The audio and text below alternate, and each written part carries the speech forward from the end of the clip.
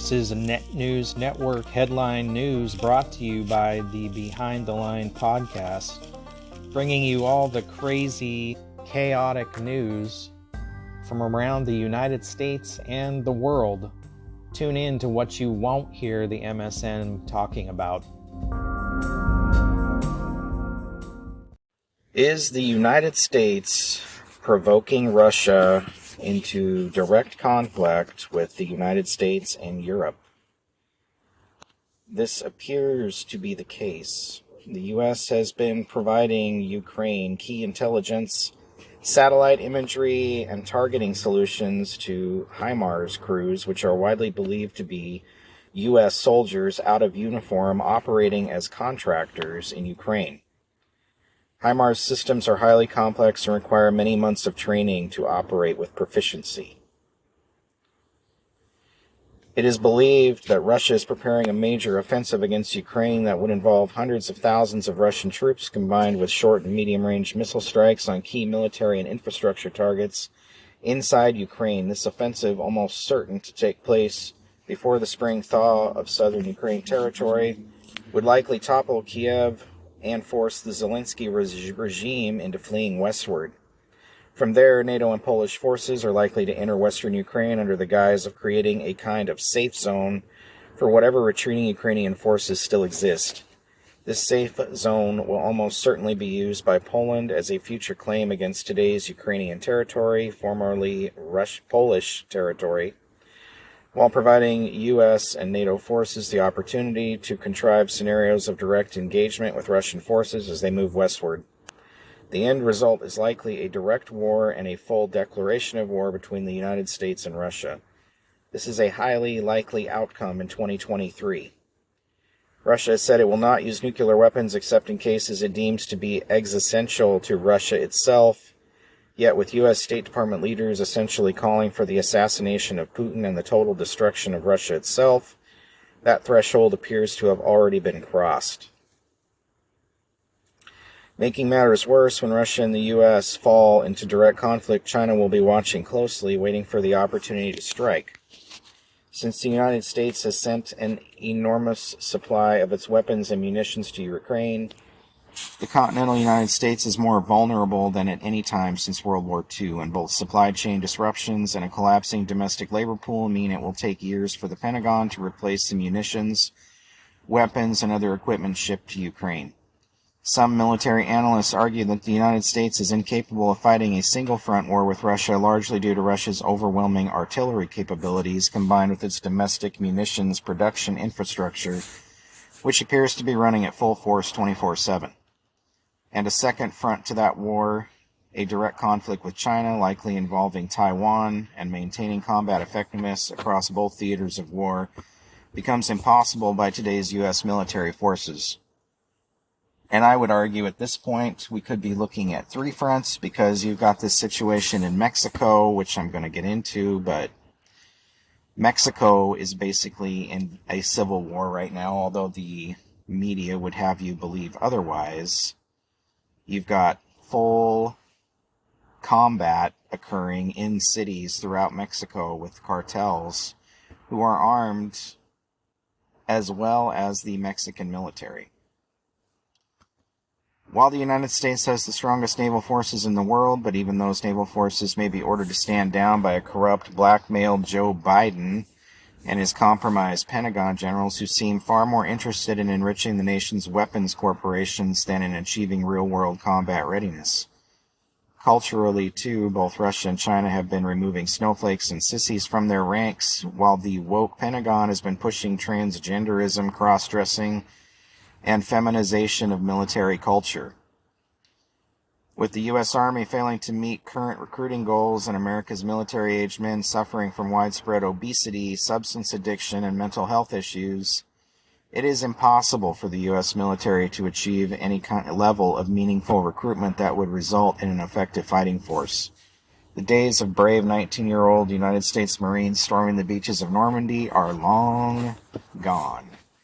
The average male 19-year-old American living today is a video game addict, metrosexual soy boy who can hardly change a flat tire, much less operate an M1A rifle. You can't raise an army from a culture of sissies. China and Russia already know that, which is why they ban such cultural transformations targeting their own countries. Well, the money for the Ukraine needs to stop. Ukraine needs to fight this battle on their own. McCarthy supposedly claims that they will address the Ukrainian funding issue, but I think that remains to be seen. Sunday, January 8th, the Chinese military launched a massive invasion training exercise in and around the waters of Taiwan Island. Chinese state-owned media Global Times posted on Twitter, breaking PLA Eastern Theater Command held cross-service joint alert patrol and combat drills in waters, aerial areas around Taiwan Island on Sunday, focusing on land attack, sea assault, in a move countering collusion between external forces and TW secessionists spokesperson. The drills come days after Biden's National Security Advisor Jake Sullivan spoke with Steve Inskeep, host of NPR's Morning Edition, on Thursday, and said that it will take hard work to avoid military conflict with China over Taiwan, a self-governed country that China claims is part of its greater domain under their One China principle. The One China principle originates out of the People's Republic of China and states that Taiwan is part of a greater China. The One China policy is the diplomatic positioning from the U.S. and allies that acknowledge Taiwan as technically a part of China, even while diplomatic relations exist with the internal government of Taiwan called the Republic of China. According to CNN, which quoted Taiwan's defense ministry, China sent 28 warplanes across the median line of the Taiwan Strait on Sunday as Beijing conducted its first large-scale military exercises around the island this year. The 28 People's Liberation Army (PLA) planes were among 57 spotted near Taiwan, the ministry said, adding they included J-10, J-11, J-16, and Su-30 fighters, H-6 bombers, 3 drones, and an early warning and reconnaissance aircraft, the report noted further. In response, Taiwan scrambled its own fighters as well as warships and activated land-based missile systems, since it is never certain what China's intentions really are. The exercise focused on land strikes, sea assaults, and other subjects, aiming to test the troops' joint combat capability and resolutely counter the collusive and provocative acts of the external forces and the Taiwan Independent Separatist Forces, according to a statement posted on the state-run China Military Online. China's military drills came on the heels of a U.S. Navy destroyer, the USS Changhoon, transitioning the Taiwan Strait, the narrow waters separating the island from the mainland. The U.S. warship transitioned through a corridor in the strait that is beyond the territorial sea of any coastal state, a U.S. 7th Fleet statement said, adding that its route demonstrates the United States' commitment to a free and open Indo-Pacific. Chinese state media also noted that the large-scale drills came in response to the Biden regime's commitment to a potential $180 million arms deal with Taipei.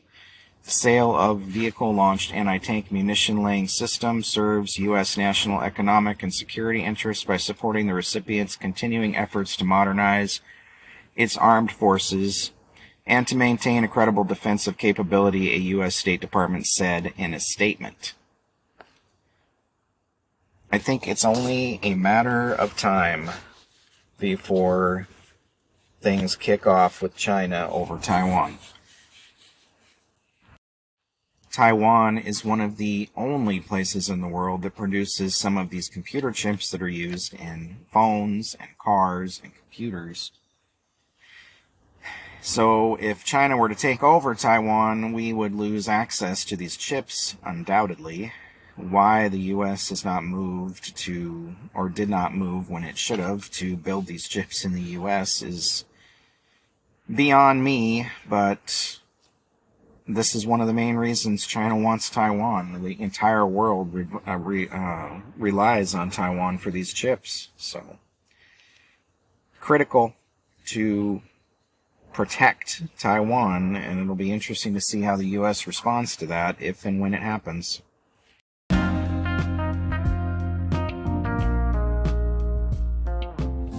Well, we all see the writing on the wall with the economy, and what are you doing to protect yourself going forward? Silver and gold historically have always held their value. This is a good way to hedge your financial security in the future. You can go to Silver Gold Bull to buy gold, silver, platinum, and other products. With over 286,000 five-star reviews, this is where I get my silver from. Silver is the most popular precious metal to invest in, as the cost per ounce is dramatically lower than other metals. Buying silver online is a smarter, more reliable way to diversify your financial portfolio. Additionally, investing in physical silver and gold are the only assets that are completely free of counterparty risk and have historically held their purchasing power. For more information or to purchase your silver or gold, you can visit my website, behindthelinepodcast.com, and follow the link to silvergoldbull.com. Protect your financial future today.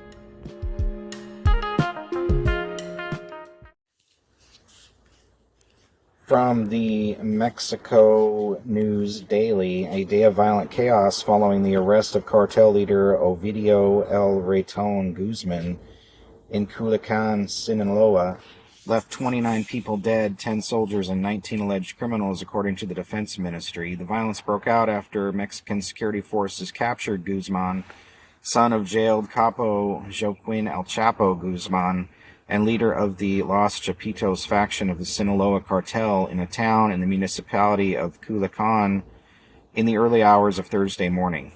Criminals managed to regroup with the intention of rescuing Ovidio, and Defense Minister Luis Cresceno Sandoval explained at a press conference on Friday morning. The aggressors used 50 caliber machine guns, so it was necessary to give fire cover from airplanes.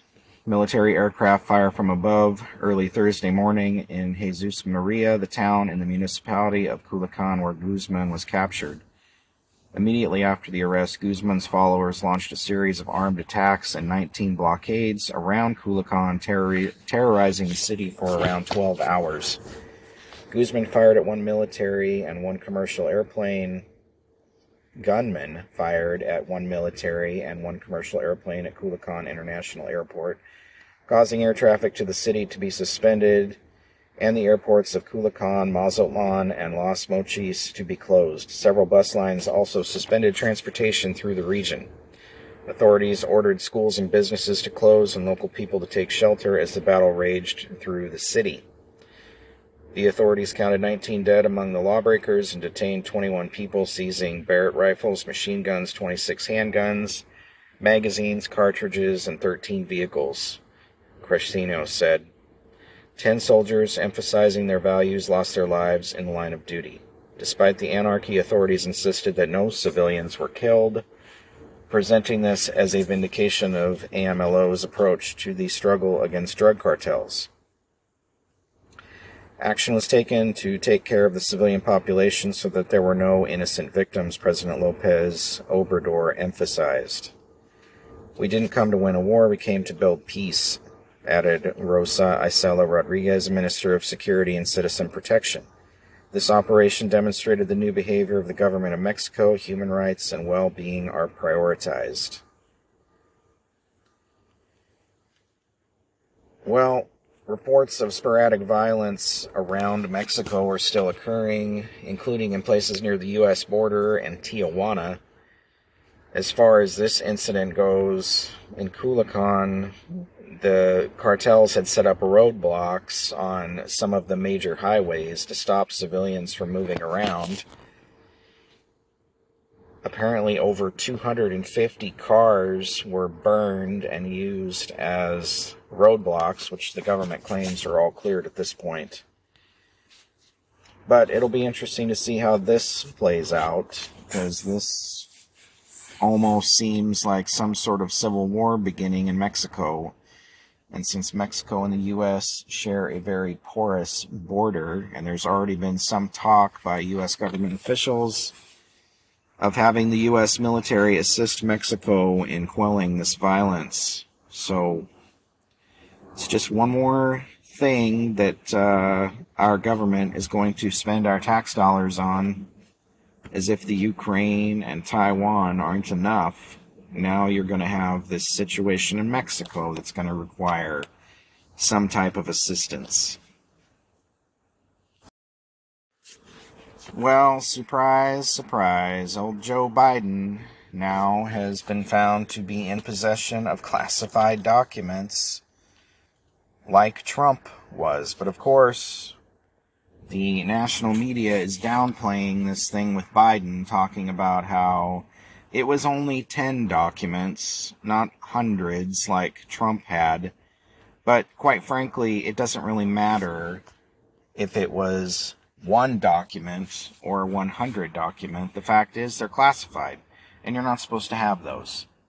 And Biden apparently removed these documents as vice president, which he didn't have the authority to do. Declassifying documents is something only the president can do. These documents were found to be in an office Biden kept at Pennsylvania State University, at some think tank that he ran. A Monday night report from CBS News explained that there had been a U.S. attorney assigned to look over documents marked classified that were found at Biden's vice presidential office at the Penn Biden Center for Diplomacy and Global Engagement in Washington, which is within close proximity to Capitol Hill. Attorney General Merrick Garland has assigned the U.S. Attorney in Chicago to review documents marked classified that were found at the Penn Biden Center for Diplomacy and Global Engagement in Washington. Two sources with knowledge of the inquiry told CBS News. The roughly 10 documents are from President Biden's vice presidential office at the center. The sources said CBS News has learned the FBI is also involved in the U.S. Attorney's inquiry. The material was identified by personal attorneys for Mr. Biden on November 2nd, just before the midterm elections. Richard Sauber, special counsel of the president, confirmed. The documents were discovered when Mr. Biden's personal attorneys were packing files housed in a locked closet to prepare to vacate office space at the Penn Biden Center in D.C. Sauber said in a statement to CBS News. The documents were contained in a folder that was in a box with other unclassified papers, the sources said. The sources revealed neither what the documents contained nor their level of classification. A source familiar told CBS News the documents did not contain nuclear secrets. Shortly after the report came out, Representative James Comer, Republican, the new chairman of the House Oversight Committee, said he would be sending a letter on Tuesday to the White House counsel's office in addition to the National Archives to learn more about what happened. He also acknowledged that this raises questions about the Justice Department's alleged double standard and how they handled Trump's probe. No kidding. My guess is that this will all just disappear because the media, like I said, is already trying to downplay it, saying it's no big deal. It was just a few documents. They handed them over as soon as they found them, unlike Trump. But it really doesn't matter. And the fact of the matter is, the Chinese government, or anonymous Chinese donors, have donated upwards of $50 million to Penn State University. So one has to wonder, with Biden's ties to the Chinese and Chinese government, what exactly those documents were doing there and why exactly the university received so much money from anonymous Chinese donors. Listening to U.S. media this morning talking about this story, they talk about the paperwork that Biden had for about 2 minutes, and then the rest of the story is all about Trump and Trump's classified documents and trying to move the story in that direction instead of keeping it on the president. Are we sick of the deception and lies that go on a daily basis with this administration? It's just lie after lie after lie. This government seems to be hell-bent on making your life as difficult as possible. A federal agency may implement a nationwide ban on natural gas stoves over concerns that they cause health and respiratory problems. The U.S. Consumer Product Safety Commission, CPSC, will have public comment about gas stoves in the winter of 2023 and could set standards on emissions, even possibly banning them, CPSC head Richard Trumka Jr. told Bloomberg News. Natural gas stoves are estimated to be used in roughly 40% of all U.S. homes. This is a hidden hazard, Trumka told the news service in an interview published on January 9th. Any option is on the table. Products that can't be made safe can be banned. The CPSC already issued a request for information seeking data on the alleged hazards associated with gas stoves and input for solutions, but the CPSC hasn't proposed any regulatory action yet. Such a request for data input, Trumka told reporters last month, is the first step in what could be a long journey towards regulating gas stoves. Trumka, a Biden appointee, is a former congressional Democratic staffer and the son of Richard Trumka, the late former chief of one of the most powerful unions in the United States, the AFL-CIO.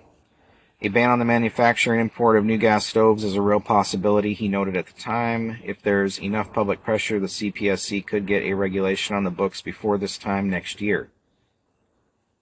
Industry groups say that natural gas stoves don't necessarily emit more harmful emissions than other types of stoves. The Association of Home Appliance Manufacturers and the American Gas Association both argued against a possible ban. Ventilation is really where the discussion should be, rather than banning one particular type of technology. No kidding.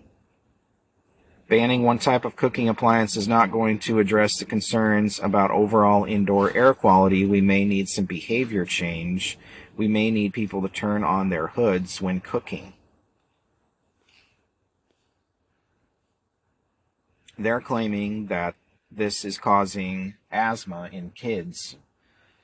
But regardless if you're cooking with natural gas or an electric stove, it's the smoke from the food that's causing the problem. So you're not eliminating the smoke from the food by taking away a gas stove.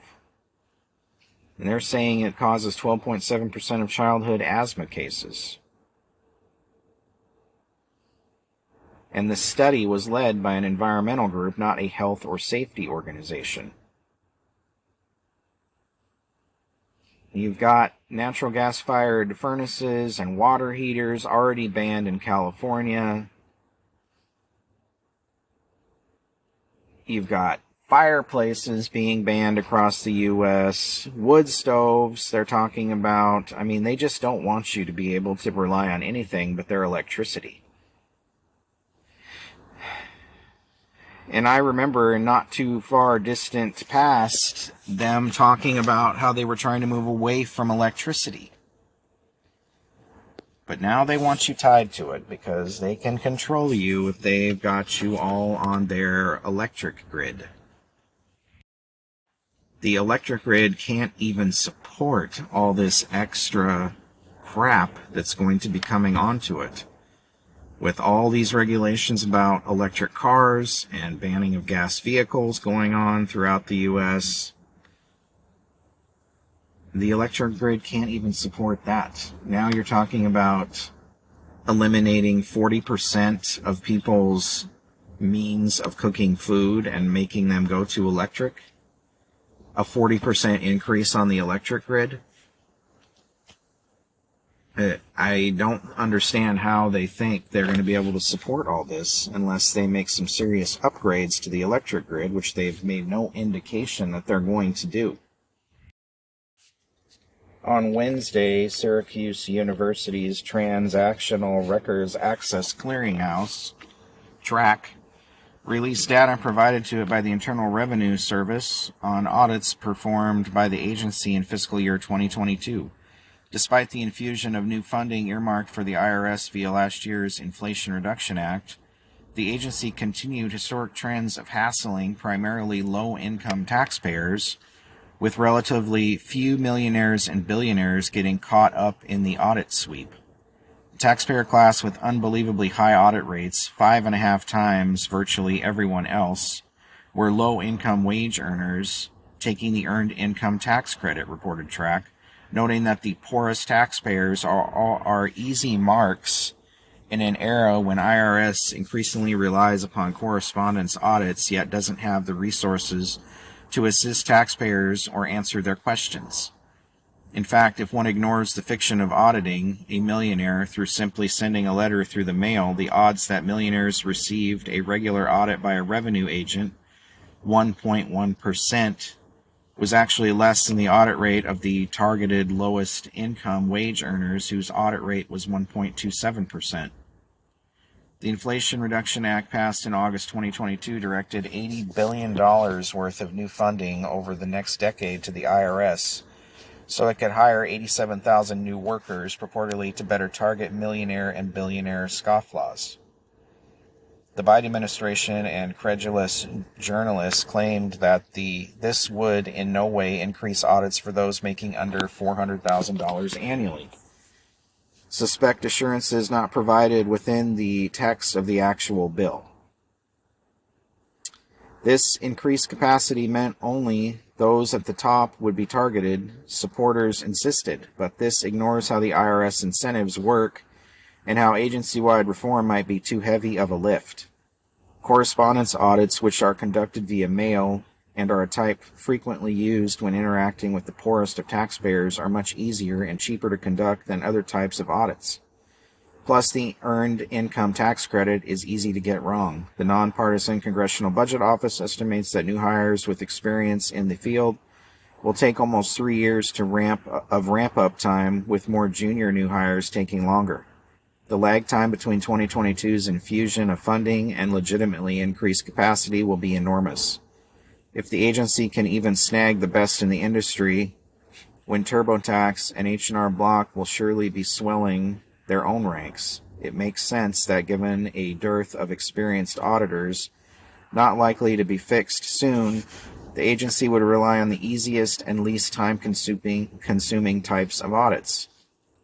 But be suspicious of the idea that an infusion of cash will solve long-standing problems within the IRS. This is, after all, the agency that sent $1.1 billion in child welfare payments to the wrong people over the course of merely 5 months during the pandemic. It's the agency that was hacked back in 2015, resulting in the personal information of more than 700,000 taxpayers being compromised. It's the agency that has been foolishly going after Americans who hold $10,000 or more in a foreign bank since 2010, never mind the fact that many of them are middle-aged class expats, not folks with yachts in the Mediterranean.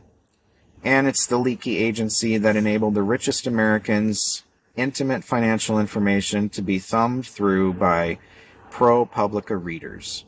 It will take more than a little cash to fix all this, and as the IRS's competence and tenacity increase, so too will the tenacity of the vast infrastructure of accountants and lawyers hired by the rich to creatively minimize their tax burdens. Though some libertarians may argue such an agency ought not to exist in the first place and cheer its relative ineptitude at going after the well-to-do, it's decidedly absurd that the agency taxpayers just fed $80 billion to has, for another year, continued its assault on the poor. Didn't Biden promise us that this wasn't going to happen, that they weren't going to go after poor people?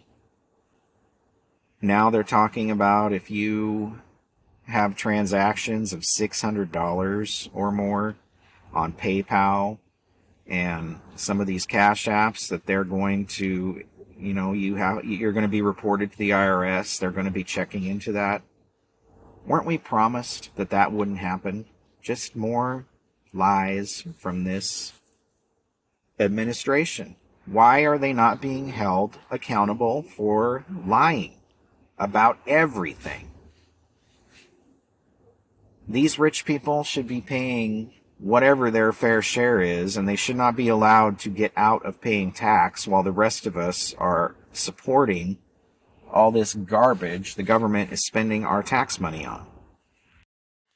Well, Kevin McCarthy revealed what the very first bill he wants to see passed as the new Speaker of the House, and it will be to cut back funding for the 87,000 new IRS agents. In a statement he made after he was finally elected as the House Speaker, he said, "I know the night is late, but when we come back, our very first bill will repeal the funding for 87,000 new IRS agents," McCarthy said on January 7th, moments after being nominated as Speaker. McCarthy didn't say exactly when the Republican-backed bill would be introduced on the House floor, but said Republicans believe government should be to help you, not go after you. House Majority Leader Steve Scalise, in a recent letter, said there's legislation that's ready to go that Republicans will bring to the House floor during the first 2 weeks of 2023. The Treasury Department estimated that in 2021, a nearly $80 billion investment in the IRS would allow the agency to hire about 86,852 full-time IRS employees, not agents, over the course of a decade. But the Republican National Committee and a number of Republican lawmakers have criticized recent funding for the IRS under the Inflation Reduction Act that passed both chambers of Congress in 2022. They've argued that the IRS would target Americans with more and more audits to fund large spending packages that have recently passed Congress. And like I just said, that's exactly what's going on. It's the lowest wage earners that are being targeted by the government. Not to mention the proof that's come out in recent years that the IRS has specifically targeted conservatives and Republicans, and the IRS has been used by the government to intimidate and coerce people that they don't agree with. But we'll see if the Republicans will follow through on this and make good and take care of this issue. Certainly hope they do, but I'm not going to hold out a whole lot of hope that that'll actually happen.